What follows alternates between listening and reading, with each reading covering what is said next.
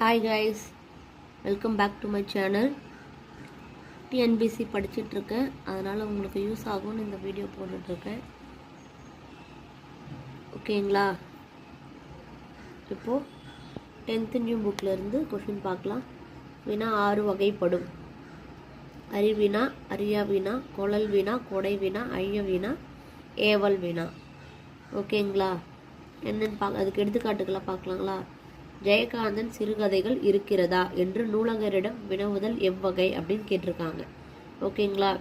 இப்போ நம்ம ஒருத்தர்கிட்ட போய் நூலகர்கிட்ட போயிட்டு நமக்கு இந்த புக் இருக்குங்களா அப்படின்னு கேட்குறது என்ன வேணான்னா கொள்ளல் வினா. அது நமக்கு தேவைப்படுது, நம்ம போய் இருக்குதான்னு அவர்கிட்ட கேள்வி கேட்குறோம். அதெல்லாம் கொள்ளல் வினால வரும். ஓகேங்களா? அடுத்தது பாருங்க, இச்செயலை செய்தது மங்கையா மணிமேகலையா அப்படின்னு கேட்டிருக்காங்க.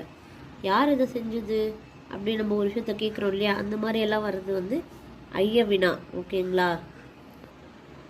இங்கே பாருங்க, மாணவரிடம் இதன் பொருள் யாது என ஆசிரியர் கேட்கறது என்ன வினான்னு கேட்டிருக்காங்க. அது அரிய வினா. ஓகேங்களா? ஏன் அரிய வினான்னு பார்த்தீங்கன்னா, மாணவரிடம் ஆசிரியர் கேட்குறாங்க. புரியுதுங்களா? ஆசிரியர் தெரிஞ்சுக்கிட்டு மாணவர்கிட்ட கேட்குறாங்க. அதனால் அது அறிவினா. இதுவே ஆசிரியரிடம் மாணவன் இதன் பொருள் யாது என கேட்கறது அது அறியா வினையில வரும். ஓகேங்களா? இதில் 2 எக்ஸாம்பிள் பார்த்துட்டோங்களா? புரியுதுங்களா?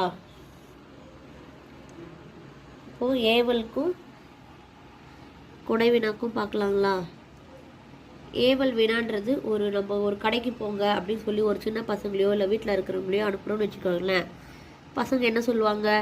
இல்லை போ, நீ எப்போ அப்படின்னு சொல்கிறது. ஓகேங்களா? நம்ம சொல்கிறோம்ல, கடைக்கு போ அப்படின்னு சொல்கிறோம் இல்லையா, ஒரு செயலை நம்ம கட்டளை சொல் மாதிரி யூஸ் பண்ணுறது தான் ஏவல் வினால வரும். ஓகேங்களா? கொடை வினால அரசாங்கம் புத்தகம் தர்றது, ஓகேங்களா, அந்த மாதிரி அளிக்கிறதுல கொடை வினால வரும். புரிஞ்சுதுங்களா? வினாவோட 6 வகை புரிஞ்சுதுங்களா? இதில் ஏதாவது டவுட் இருந்தால் கமெண்ட் பண்ணுங்கள்.